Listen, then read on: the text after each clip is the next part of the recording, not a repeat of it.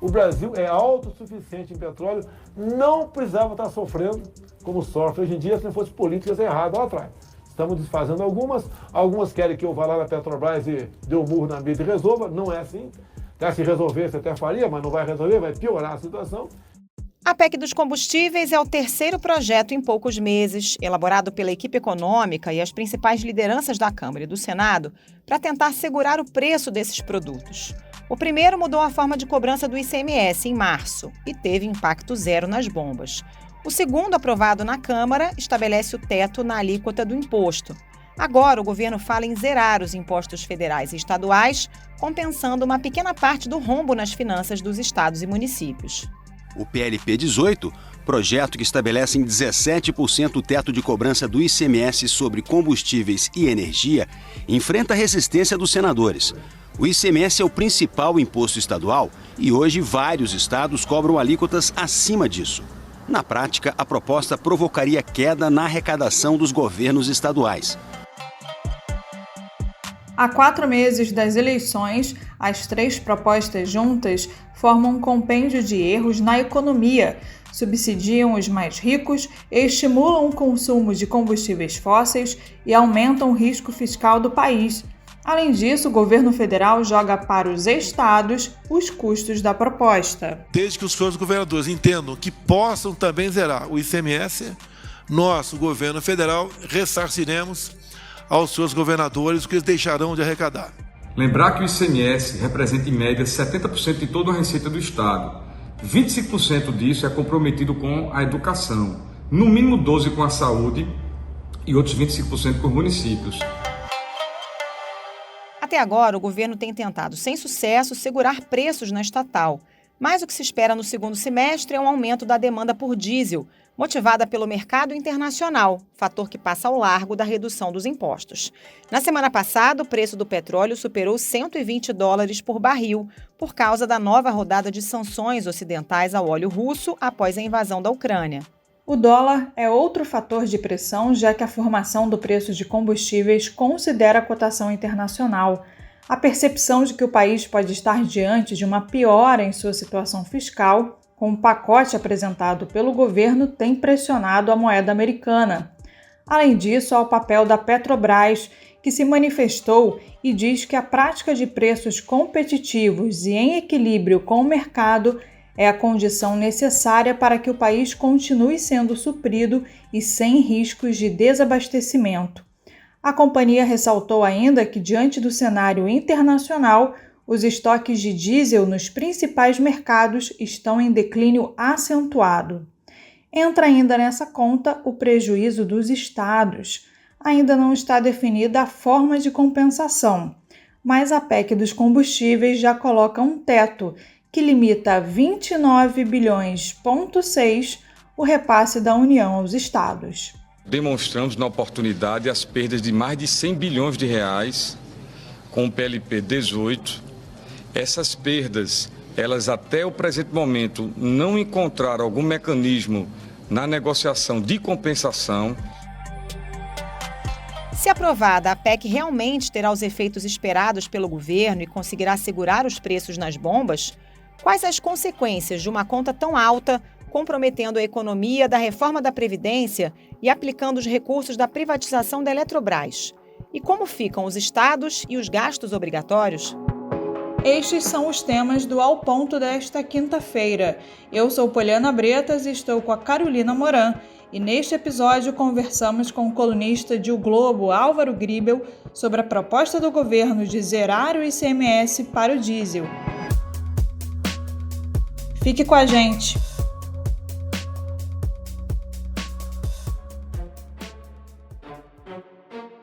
Álvaro Gribel, o governo anunciou nessa semana uma proposta para zerar os impostos sobre os combustíveis, com um custo aí estimado de até 50 bilhões de reais para os cofres públicos. É a terceira tentativa de mexer no valor dos combustíveis nas bombas nos últimos meses. Vamos começar relembrando quais foram esses projetos até agora e se eles já tiveram algum resultado? Exatamente, Carol. Isso para a gente ficar só no ano de 2022, né? Porque do ano passado a gente lembra que o governo trocou o presidente Roberto Castelo Branco, isso deve ter pouco mais de um ano. Em outubro do ano passado também teve uma mudança no ICMS. Chegou agora em março desse ano, teve uma outra mudança no ICMS, que era para tornar o imposto uma alíquota fixa em valor, né? Porque antes era um percentual, eles mudaram para um valor fixo. O preço não baixou. O governo acionou o Supremo para tentar fazer com que o preço baixasse. Depois eles descobriram que se os estados cumprissem a determinação da lei, o preço, na verdade, iria subir em vários estados. E aí agora eles estão correndo com essa PEC, que foi apresentada na segunda-feira, e mais um outro projeto de lei, que já foi até aprovado no Senado, para tentar limitar a cobrança do ICMS em 17%. Então é uma tentativa aí um pouco desesperada do governo com essa hiperatividade, né, esse excesso de projeto, que demonstra que o governo não sabe exatamente o que fazer, né? Porque se você está tendo que a toda hora mandar um projeto de lei novo para corrigir os efeitos do anterior que não deu certo, então é porque você, na verdade, não está sabendo formular direito a sua política econômica. Então o governo ele vai sendo hiperativo e na bomba o preço continua super elevado. E se o teto do ICMS e das PECs quiseram imposto até o fim do ano passarem mesmo no Congresso, qual seria o custo total para os cofres públicos e o que isso representaria em termos de impacto no ajuste fiscal? Pergunto isso porque alguns economistas dizem que pode anular o ganho obtido, por exemplo, com algumas reformas como a da Previdência, por exemplo, ou mesmo que o dinheiro da privatização da Eletrobras seja usado e o governo ainda fique devendo, né? Exatamente, Poliana. E essas contas elas ainda estão sendo feitas, porque como esses projetos eles estão sendo aprovados em regime de urgência, principalmente na Câmara, eles não passam pelas comissões, então não tem os debates, não tem as contas, não tem um contraditório, tudo é feito de forma muito assodada e rápida. No caso desse PL 18, que é o que fixou o ICMS em 17%, os estados foram descobrindo depois as perdas que eles teriam. Inclusive, por exemplo, o setor de educação, que ele é bastante financiado pelo ICMS, né? O Fundeb ele recebe dinheiro do ICMS, só depois que o setor foi descobrir que eles teriam uma perda de cerca de 20 bilhões por ano. Então, tudo é muito rápido, tudo muito assodado. O presidente da Câmara, especialmente o Arthur Lira, ele realmente passa um rolo compressor lá na casa e ele consegue aprovar os projetos que ele acaba encabeçando e as contas elas vão sendo feitas. Ontem eu falei com um representante dos estados, do Concefaz, e ele me atualizou o cálculo dele, que estaria em cerca de 115 bilhões as perdas para os estados, e isso nesse chamado PL 18, que é o que fixa o ICMS em 17%. Já a PEC que o governo apresentou na segunda-feira seriam mais 50 bilhões até dezembro, porque esse projeto, em tese, ele vai ter, né, um prazo de validade. Então, se você somar só essa perda do ICMS, já mais do que compensa os ganhos que a reforma da Previdência teriam ao longo do tempo, se você realmente congelar isso para sempre. Então, os economistas eles estão realmente muito preocupados com esses efeitos. O governo ele alega que os estados estão tendo um aumento de arrecadação pelo aumento do preço do petróleo, de fato isso está acontecendo, só que o petróleo, da mesma forma que ele sobe, ele pode cair. Então, esse efeito ele é temporário, né, de aumento de arrecadação, e essas leis estão fazendo com que a perda seja permanente para eles. Então, essa é a grande preocupação.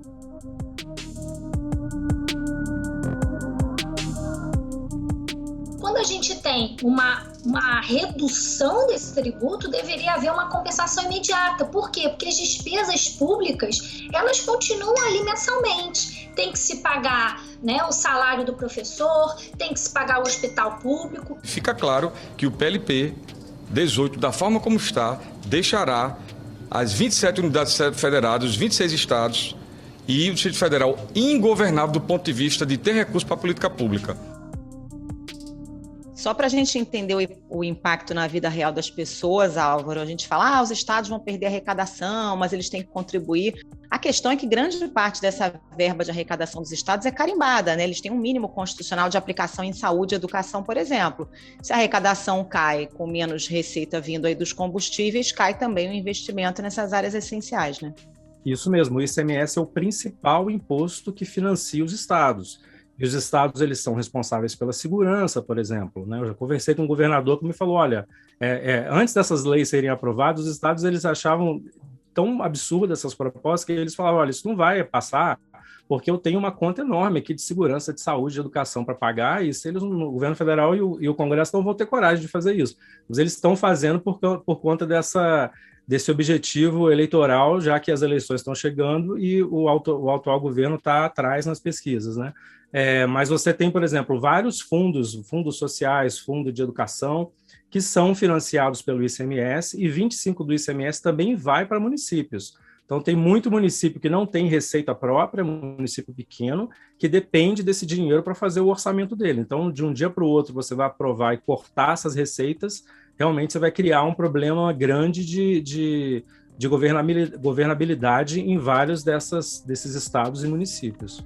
E, Gribel, para viabilizar essa compensação, o governador de São Paulo, Rodrigo Garcia, chegou a propor a suspensão da dívida dos estados por 2 anos e o uso do lucro obtido pela Petrobras com o aumento dos combustíveis. Você acha que uma proposta assim pode prosperar? Essa foi uma ideia que ele teve, né? Tá tudo em andamento. Os governadores eles se encontraram com o presidente do Senado na quarta-feira pela manhã, e essa foi uma ideia que ele teve para que o governo não perca esse dinheiro de uma vez por todas, para que seja assim, uma postergação e que ele receba um pouco lá na frente. Acho que é uma ideia boa, mas, como eu falei anteriormente, está tudo muito em aberto. Essa é uma ideia do governo de São Paulo, o governador do Rio vai ter outra ideia, o governo do Rio já está, por exemplo, num programa de recuperação fiscal, então ele já não está pagando a dívida, então teria que pensar numa outra solução para o Rio.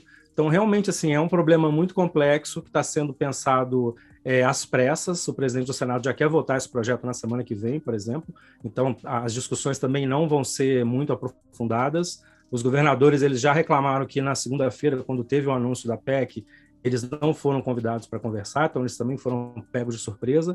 Então, infelizmente, a economia brasileira está sendo gerida assim, são vários projetos andando a toque de caixa, e os economistas e os governadores, enfim, todos os agentes públicos estão tendo que tomar decisões e fazer as contas com os projetos já praticamente na beira da aprovação. Ô Gribel, como é que o mercado está avaliando esses movimentos erráticos aí do governo? Tem uma percepção de improviso ou até de um certo desespero por causa das pesquisas eleitorais? Totalmente, o mercado está muito preocupado, e eu acho que existem 2 correntes, né? Tem uma ala que pensa sempre que poderia ser pior, como, por exemplo, essa ideia de você decretar o estado de calamidade, que aí você realmente abre a porteira do gasto, né, o que foi feito durante a pandemia. Então, para essa ala, ele tenta olhar para o copo meio cheio, né, digamos assim, olha, esse projeto é ruim, mas poderia ser pior, então tá ok, para mim tá bom. E tem uma outra ala que fala, olha, eu sei que poderia ser pior, mas do jeito que está agora já está muito ruim.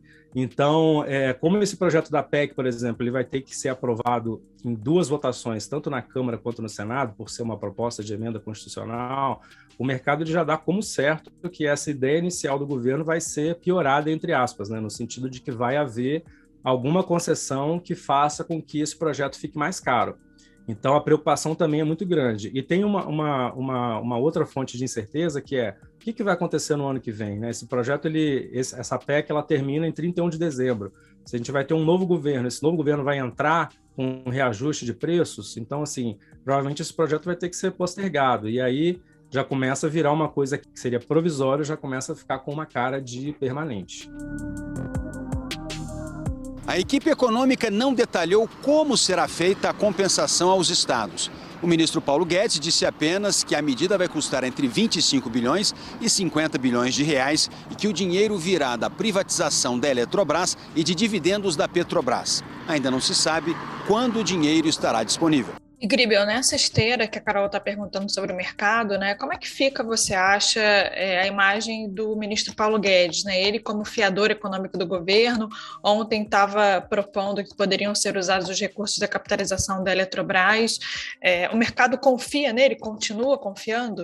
Olha, o Paulo Guedes, ele já há muito tempo ele perdeu grande parte da credibilidade que ele tinha. Eu, outro dia, fiz até uma apuração tentando entender como é que o mercado estava vendo as candidaturas de Lula e Bolsonaro. Quem ainda apoia o Bolsonaro ainda confia bastante no Paulo Guedes. Então, assim, não é que o ministro tenha perdido totalmente o apoio que ele já teve. Ainda tem uma ala muito expressiva dos economistas, principalmente aqui em São Paulo, que apoiam ele, mas ele é encarado muito mais como, vamos dizer assim, um goleiro que fica ali tentando evitar com que o time tome gols do que aquele atacante que vai lá e decide o jogo. Então ele está sendo visto assim, olha, por essa ala que apoia ele, é ruim com o Paulo Guedes, mas sem o Paulo Guedes vai ser pior ainda. E na cabeça do ministro, eu acho que ele pensa que tudo compensa, né? Se ele acha que a permanência dele no governo e uma possível reeleição do Bolsonaro vai dar uma sobrevida ao projeto liberal que ele supostamente tem, para que ele possa, nos próximos 4 anos, tentar implementar a agenda que ele prometeu, mas que não conseguiu cumprir.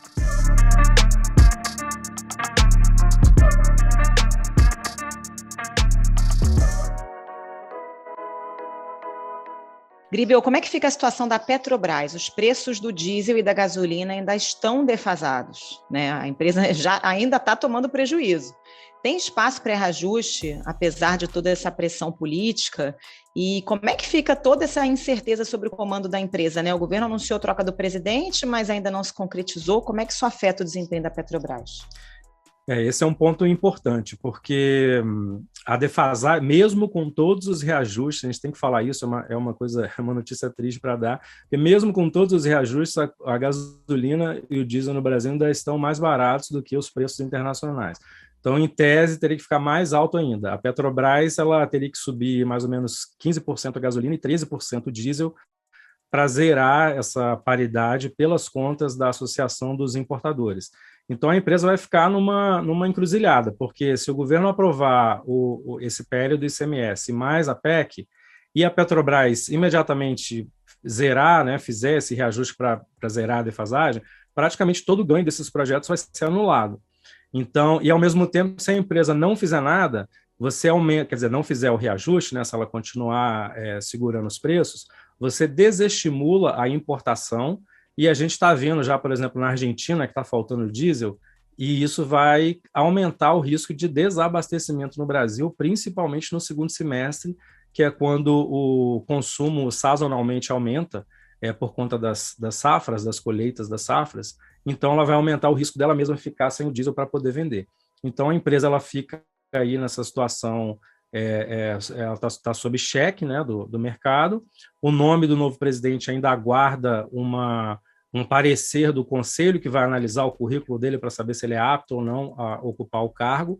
Ao que tudo indica, ele não é, porque ele não tem experiência no setor de petróleo, mas ninguém sabe se esse conselho vai ter autonomia mesmo para poder tomar uma decisão técnica ou se ela vai seguir uma orientação política que depois vai ser, né, referendado pelos conselheiros de administração, que é quem vão fazer essa votação de aprovação ou não do nome dele. Com essa defasagem que a gente está falando agora, né, segundo a Abicom, seria 77 centavos, né, pelo menos no diesel.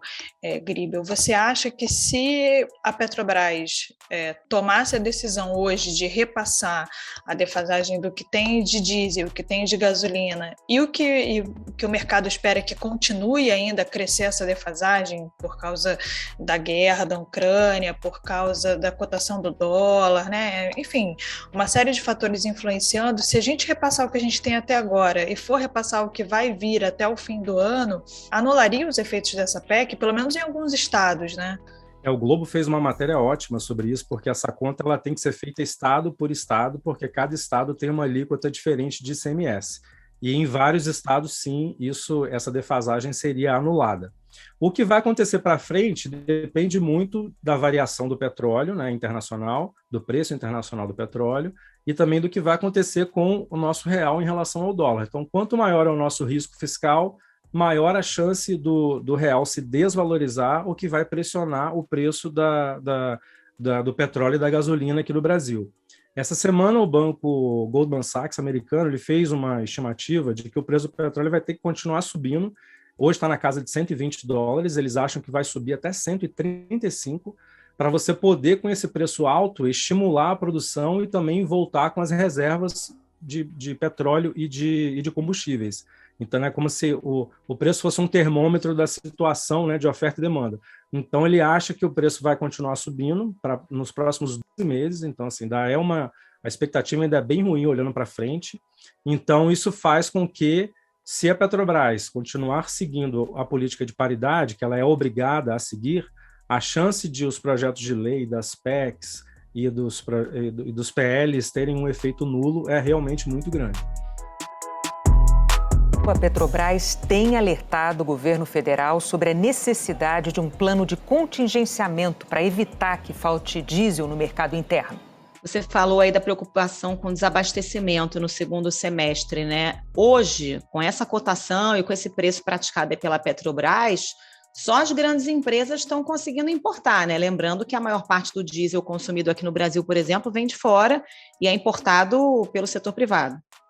Exatamente. O presidente da Abicom me deu essa informação essa semana. A gente tem mais ou menos 200 empresas que fazem importação, e só 5 delas estão importando, a Petrobras e outras 3 grandes, e uma outra menor que é muito localizada no Nordeste. Então, isso daí, e uma outra coisa interessante que ele me falou, que eu acabei não conseguindo colocar na coluna, é que o Brasil está importando muito diesel da Índia, e provavelmente esse diesel está vindo da Rússia. Então, a Rússia está boicotando o embargo, mandando para a Índia, e a Índia está vindo para o Brasil. Então, e o nosso grande país que mais importa é os Estados Unidos, que é mais perto.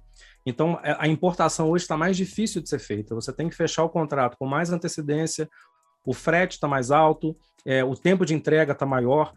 Então, o que o setor de importação precisa é de previsibilidade e estabilidade no mercado, para ele poder fechar o contrato hoje e garantir o óleo para daqui a 2 meses, por exemplo. E isso é tudo que não está tendo. O que está acontecendo é uma completa instabilidade jurídica e na legislação. O presidente Jair Bolsonaro ele chegou a sugerir quase um escambo, né? Trocar alimentos por diesel, mas o fato é que a gente tem essa instabilidade que você está relatando no mercado internacional. Tem alguma viabilidade essa proposta dele? O Bolsonaro ele dá umas ideias de economia que até é difícil até de avaliar, né? Eu acho que o que ele mais deveria fazer, na verdade, era dar previsibilidade, não só do ponto de vista da economia, mas também institucional, né? Porque a gente sabe que os 2 principais componentes dos combustíveis são o petróleo e o nosso real. Então, se a gente tivesse um governo que fosse mais estável, que não brigasse tanto com o Supremo, com o Congresso, não brigasse com os governadores, talvez a nossa moeda fosse mais valorizada, como ela já foi, e isso fizesse com que o preço do petróleo e dos combustíveis fosse mais baixo. Então, acho que o melhor que o presidente Bolsonaro poderia fazer é dar um caráter de normalidade no país, principalmente agora se aproximando das eleições, para que a nossa moeda não oscile tanto e isso também não afete os preços dos combustíveis. Gribel, voltando à questão fiscal, você já falou da preocupação com o próximo governo, né? A esperança fica para o próximo governo, inclusive se o próprio Bolsonaro for reeleito vai ter que lidar com isso, né? E isso já preocupa as campanhas dos adversários do Bolsonaro, por exemplo, na eleição? Já preocupa. Eu falei essa semana com um economista que é muito ligado ao PT e ele me disse exatamente isso. Falou, olha, até no PT, né, que está defendendo algum tipo de controle, mas eles olharam essa PEC e falaram, se isso acabar dia 31, o novo governo ele entra numa saia justa, porque ou o preço reajusta de um dia para o outro, ele já começa o governo dele com um forte aumento da gasolina e do diesel, ou ele vai ter que entrar no governo, propor a prorrogação desse projeto, e aí ele vai ter que se virar com o mercado financeiro que estava achando que isso seria uma coisa provisória e já vai passar a ter uma cara mais permanente. Então, isso também vale para o presidente Jair Bolsonaro, como você mencionou. Esses projetos que são feitos de forma assodada, eles têm essas consequências que você só vai descobrindo depois, né? E o fato de o próprio PT estar preocupado é bastante sintomático de como essas PECs têm efeitos colaterais indesejados aí para as contas públicas.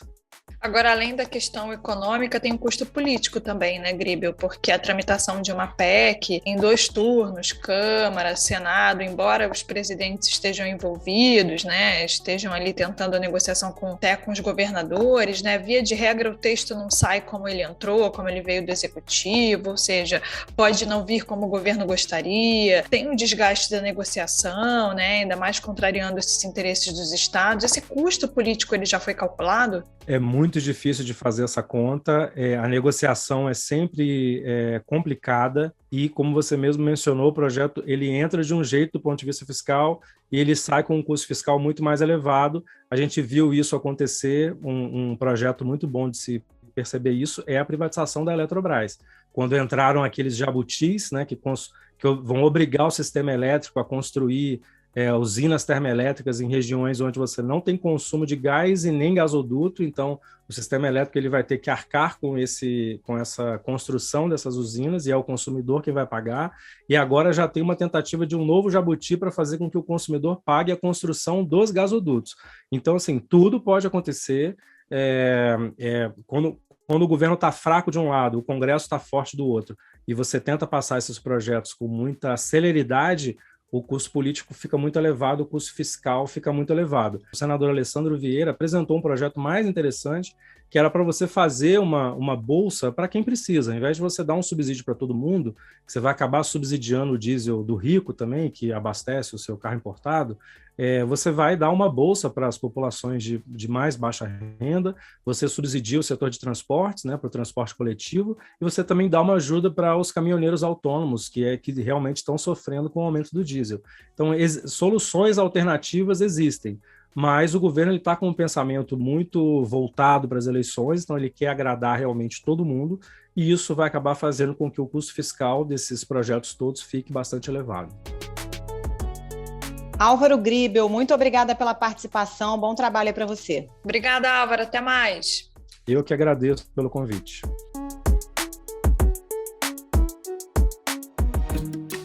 Esse foi o Ao Ponto de hoje, o podcast diário da redação do Globo. Nessa conversa, a gente conta com a participação de toda a equipe do jornal, as mesmas pessoas que levam até você informação e análise de qualidade todos os dias. Quer saber mais? Assine o Globo. Acesse assineoglobo.com.br e confira todas as notícias e reportagens especiais. Nesse episódio, utilizamos áudios da TV Globo. A produção foi da Roberta de Souza e a edição do Luan Oliveira. Até amanhã. Até mais.